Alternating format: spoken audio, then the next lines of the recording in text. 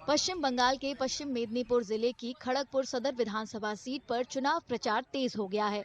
यहां मुख्य मुकाबला तृणमूल कांग्रेस के प्रदीप सरकार और बीजेपी के दिलीप घोष के बीच माना जा रहा है।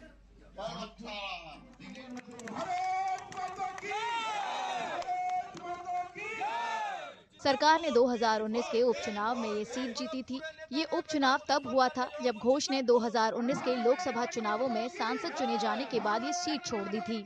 हालांकि 2021 के विधानसभा चुनावों में सरकार ये सीट बीजेपी उम्मीदवार हिरणमय चटर्जी से हार गए थे। अब सरकार को ये सीट दोबारा जीतने का पूरा भरोसा है। बीजेपी द्वारा घोष को फिर से मैदान में उतारने पर सरकार उन्हें बाहरी बताकर चुनाव प्रचार कर रही है।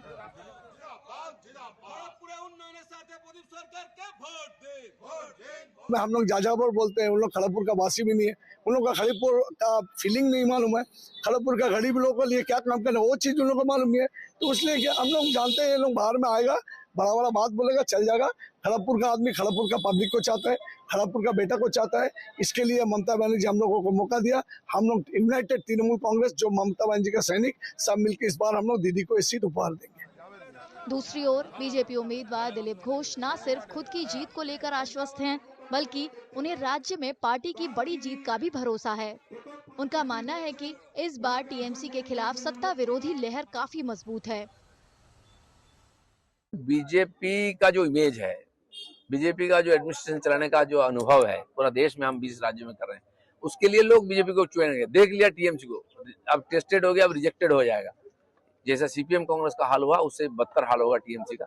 इस चुनाव से शुरू हो जाएगा, परिवर्तन हो जाएगा। चुनावी मैदान में उतरे उम्मीदवार इलाके के मतदाताओं से सीधे संपर्क साध रही हैं। हालांकि लोगों का कहना है कि ये क्षेत्र भले ही एक प्रमुख औद्योगिक केंद्र हो और यहाँ एक बड़ा रेलवे वर्कशॉप मौजूद हो, इसके बावजूद उन्हें आज भी खराब बुनियादी ढांचे के साथ गुजारा करना पड़ रहा है। फ्लाईओवर होने का बात छोड़ के आप खड़गपुर में रेलवे ने क्या तरक्की करवाया, आप थोड़ा ढांकिए, कैमरा लेते घूमिए। लेकिन आउटसाइड रेलवे का जो अंडर में उनका 75% से 80% एरिया है, क्या मेंटेनेंस है? आप जाके देखिए, कहीं रास्ता गड्ढा है, गोल बाजार का अंदर में देखिए, सभी चीज ऐसा है। खाना खोता हो गया है, क्वार्टर तरफ है, बीएनआर मैदान तरफ उतना बड़ा मैदान देखिए कितना कचड़ा होके पड़ा हुआ है। छोटा मोटा बहुत सारे काम हुआ है, वैसे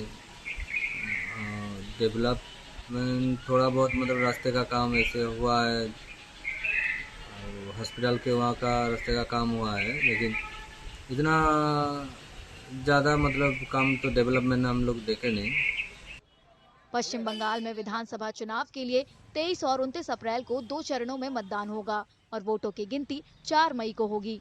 ऐसे में बीजेपी और सत्ताधारी तृणमूल कांग्रेस के बीच एक बेहद करीबी मुकाबले का मंच तैयार हो गया है।